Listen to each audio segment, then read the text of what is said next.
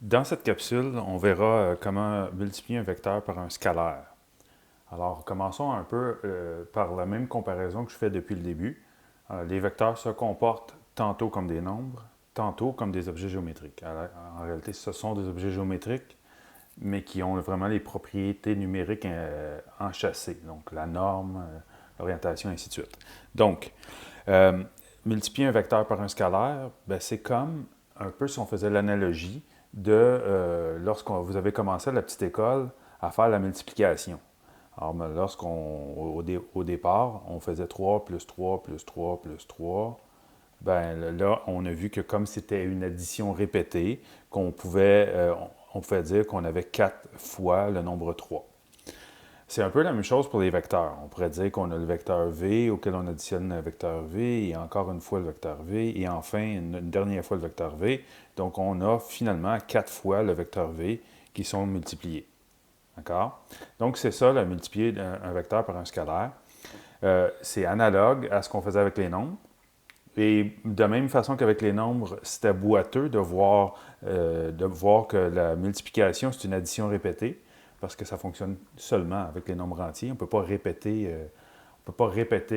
le nombre 3 2,8 fois. Ça n'a pas de sens.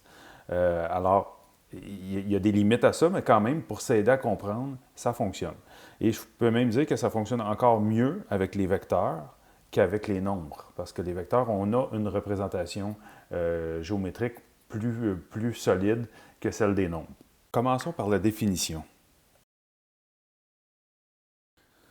Alors, soit K, un nombre réel.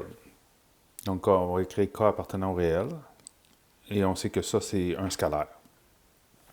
Et V, un vecteur. Alors, on va prendre un vecteur du plan.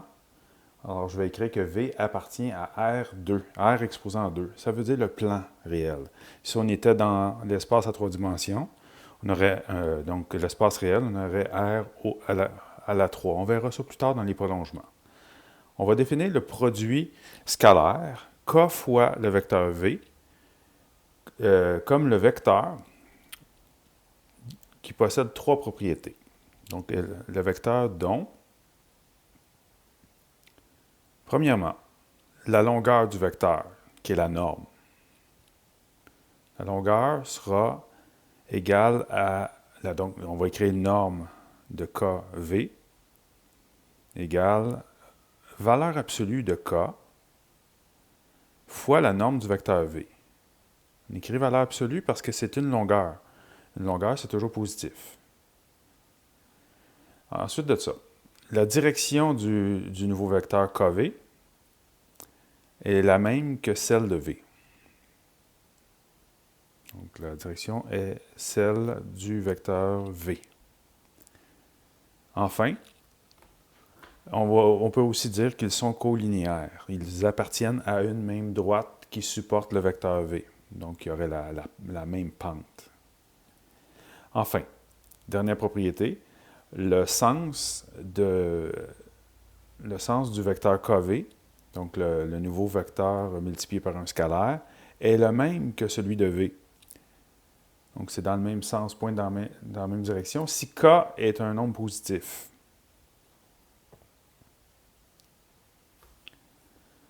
Et son sens sera opposé à celui de V si K est un nombre négatif. Voyons des exemples. Exemple 1, on voudrait représenter 7 demi fois le vecteur t. Alors 7 demi, c'est 3 fois et demi. Alors ce qu'on va faire, c'est qu'on va répéter 3 fois le vecteur t et encore une autre demi-fois, c'est-à-dire qu'on va prendre un vecteur qui va être la moitié de la longueur du vecteur t, qui va être supporté par la même droite, et tout et tout. Donc, commençons par répliquer le vecteur t. Je vais le répliquer 4 fois pour être capable de le représenter 3 fois et ensuite je le couperai.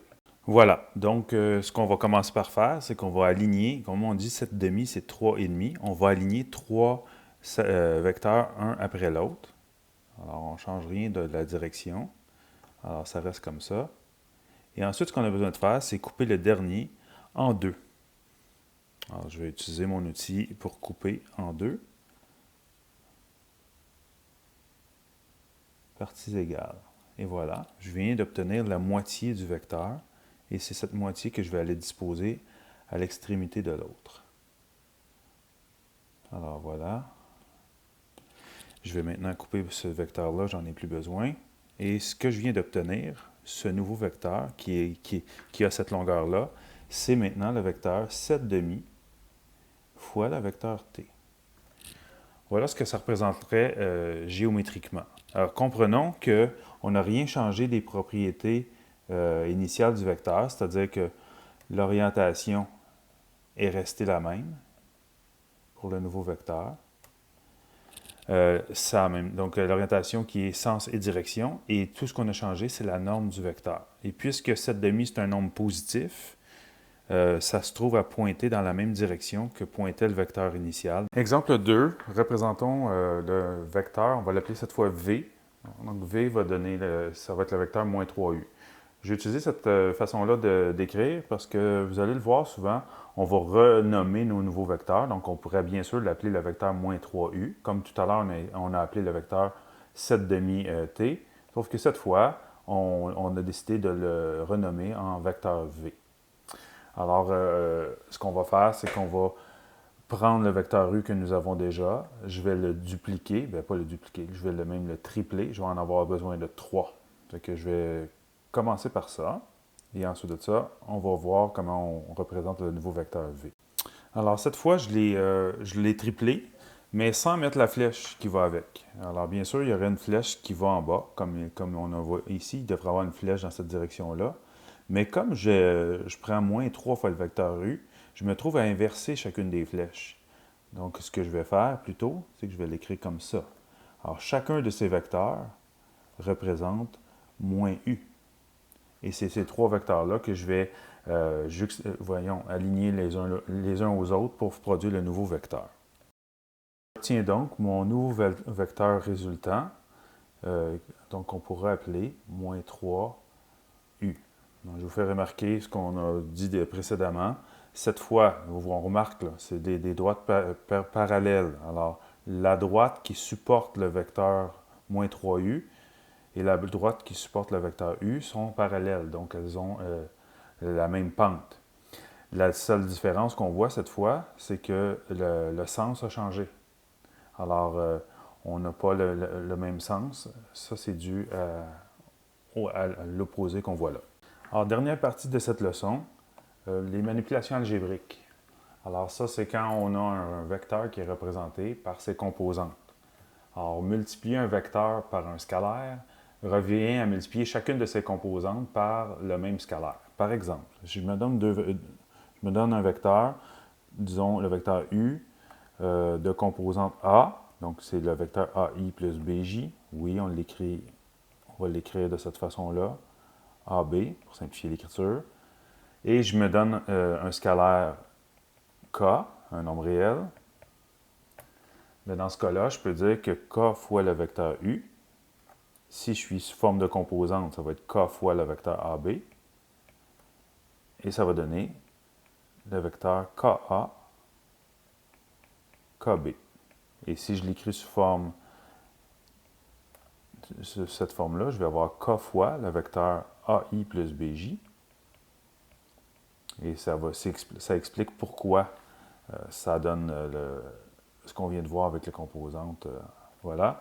On distribue le produit sur la somme. Ça, je vais obtenir KA fois le vecteur I, le vecteur unitaire I, et KB fois le vecteur J.